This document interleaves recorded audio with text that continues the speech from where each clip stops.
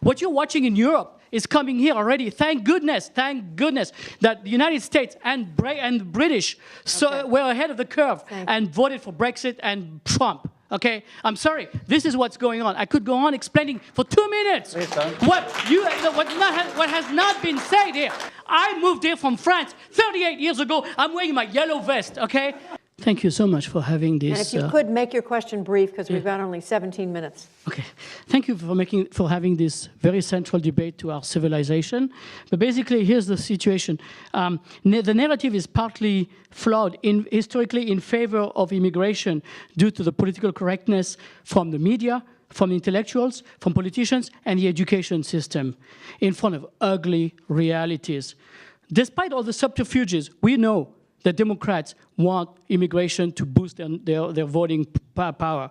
And also on the Republican side, unfortunately, those rhinos or whatever of what they call the Chamber of Commerce, of course, wants to put pressure downward on wages by bringing immigration as well. And that is creating a big problem. Could you get to your question, please, so they can... Well, my question is, I'm French, okay? I grew up in France. And right now, as we speak, basically this globalization process is falling flat in its face as Macron is basically self-destructing beautifully. Now, I want you to comment on that because what you're watching in Europe is coming here already. Thank goodness that the United States and British were ahead of the curve and voted for Brexit and Trump. Okay, I'm sorry. This is what's going on. I could go on explaining for 2 minutes what has not been said here. Because when the debate is flawed in favor of immigration, basically the whole discourse is meaningless. And I'm sorry, the policies that result from flawed politics will be destructive to our nation.